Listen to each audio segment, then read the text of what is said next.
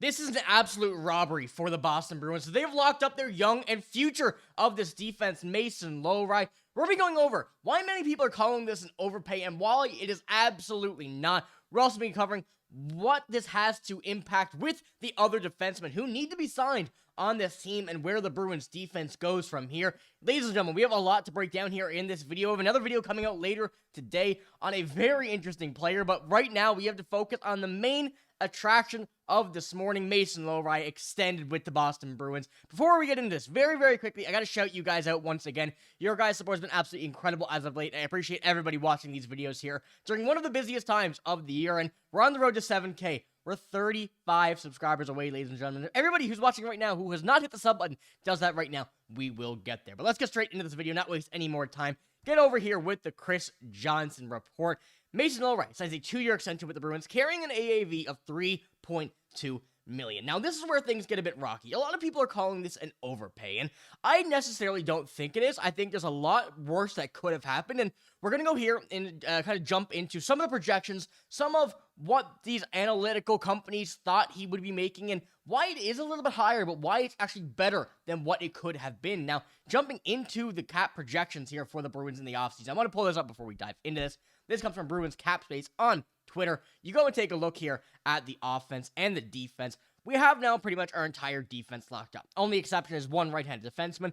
Whether that is Henri Jokiharju or not still remains to be determined. However, I would like Henri Jokiharju. He would be cheaper than many players here. And I do have a list that we're going to jump into in a little bit here of the right-handed defensemen that are free agents. And Henri Jokiharju really seems to fit that bill, especially with the way he played with Nikita Zadorov last year. But one thing you may notice right now with that updated Mason Lohrei defensive contract is that the defense is making a lot of money. And I think that's where it comes down to why this contract, people are thinking this is an overpay, why people are saying that, although he's only played one full season, that's 77 games in that season, and people are still saying it may be an overpay. I really don't think it is. But when we jump into our projections here on the contract side of things from ScotiaStat here, you can see that around that number is where he was hovering. It's $300K over, really nothing that would really impact the Bruins significantly, especially with the cap space they currently have. And being able to look at the comparables, you have guys, Nick Hague, Timothy Liljegren, JJ Moser, Will Borgen, Mason Farharvey, those guys, to me at least, are significantly worse than Mason Lohrei. So you put that into comparison,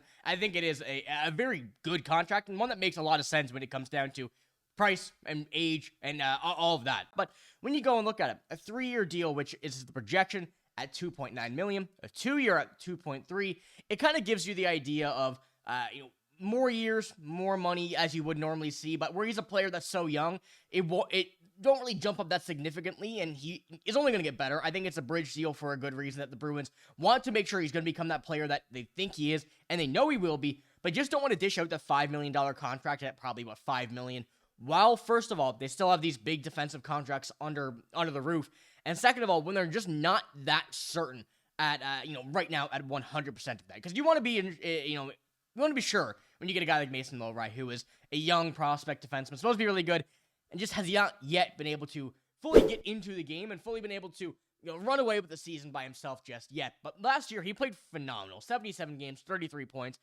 20 minutes time on ice just about, and especially playing a bigger role after the injuries last year, especially Elias Lindholm. We saw Mason Lohrei jump up to the second line for the most of the year, first line at times, and he found a home there. And I'm very excited to see what he can do, taking a lesser role next year, likely behind Zadorov and behind Hampus Lindholm, who will be healthy once again, but still, having that more experience, just playing, probably still around the same amount of time, it's going to be a good, another good test for him, especially being able to kind of, sit back and also watch a guy like Hampus Lindholm, who has been a very, very good defenseman as well over the past few seasons. And we do have another projection here by AFP Analytics. This one kind of gives you a good idea of where they currently stand as well on the long-term deal, which could have been, and the short-term. So at 2 years, $3 million, really similar to what we've been seeing on that short-term, and a 6-year, $5.4 million. Once again, I feel like the Bruins really didn't want to give that out for sure, and be like, put their all their chips in one part of the table. It makes sense. I do like this, but with people calling this an overpay, I really just cannot see it. I think it's a very, very good and smart contract. I think he is well worth over $3 million. I think the fact that they got 3.2 in that range was absolutely phenomenal for a guy who is going to get a big test over these next few seasons with the uncertainty and the way that this team is heading. So I want to know what you guys think about this contract here as well, because it is one that I think a lot of people are going to be, kind of unsure of to start off with. But I think as we get into next season, when we see whoever the D partner is with them, right now, I believe it's Andrew Peak, but that could certainly change. I think he's in a very good spot to be able to lead on whatever line he's on, and even this defensive core sooner rather than later. And I do have one more little screenshot here of those free agents, as I mentioned, on the right side, and you can go take a look up here. There's a lot of players here who are much older than a guy like Henry Okiharu and whatnot. So putting Henry Okiharu in that idea of a 26-year-old right-handed defenseman who could re-sign with the Boston Bruins, had a very good time there with Nikita Zadorov. That's one that I'm very hopeful that would occur, and, I think only time will tell what we see here, and I still do think, although he is much better than a lot of defensemen here, he will have one of the lower contracts to be able to help out this Bruins defense and the Bruins cap, and, kind of as we go back to it as well, taking a look at the cap space, $23.93 million, call it 24. They have a lot of money to spend, and there's a lot that has to go on, on the offensive side of the puck.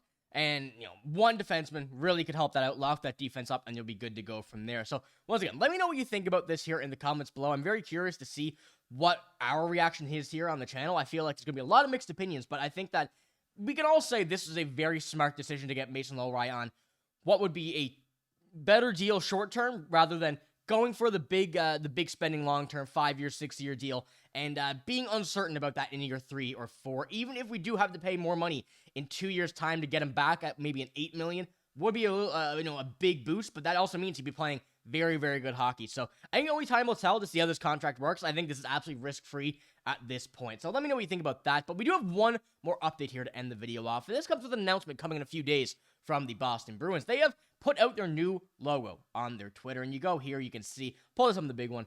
The Smoked Bee has a new look. I shouldn't say new, kind of retro look now, but this is where they're going for the organization. They're changing back to a little retro logo, but I do like it, and they were used from the Centennial season, 23-24. We remember those logos very, very well, and now going back to those here, and the jerseys to come in 2 days' time, we're going to get a very good update here on the Boston Bruins side of things, and I want to know what you guys think about the logos as well. More importantly, obviously, Mason Lohrei, that side of things. Let me know about that first, but let me know what you think about the rebranding here as well of the Boston Bruins. I think it's a good time to do it. I know they've been talking about it a little bit for, the past few seasons, but it is a good time now. Start off fresh here on the season, go with a new and a very different-looking team, and, kind of leave the past behind us. And when we get to the draft here in a week's time, not even a week, 5 days, we're going to be in a very different scenario than we were, not even 2 months ago. So let me know what you think about all of that there in the comments below, of course, because we got a lot of news coming, a lot of stuff coming. We have a video about, as I mentioned, a superstar being, put to the Boston Bruins. And make sure to take it with a grain of salt. Yeah, I need you to prepare for that video here in the comments below. And just get ready for it, because it's an absurd one. But like I said, let me know what you think about all these signings here, or the signing of Mason Lohrei in the comments below, as well as the rebrand for the Boston Bruins here. But it's all I got in this video. If you did enjoy, give it a like, hit the sub button as well. I'm signing up, though. Thank you for watching. Hope you have a great day. See you later.